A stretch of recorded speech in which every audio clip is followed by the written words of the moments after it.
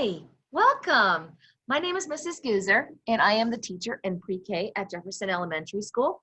I'm super excited about you coming and joining me in learning online.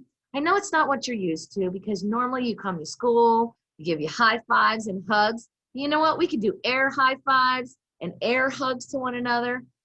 You're going to come and join me every day at 8:45 to 9:15, and we're going to have our morning meeting where we're going to do our calendar and weather and our school rules and see who's here and who's not here, learning the days of the week, the months of the year.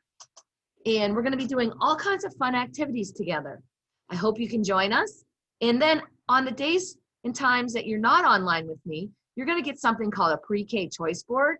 And on the pre-K choice board, there's going to be activities for math and reading and science and gross motor and creativity, things that you can create and show me how smart you're becoming with everything that you're learning in the classroom and with your families. You can email me at rguzur@eriesd.org, or if you prefer to call, you can call me at 874-6650.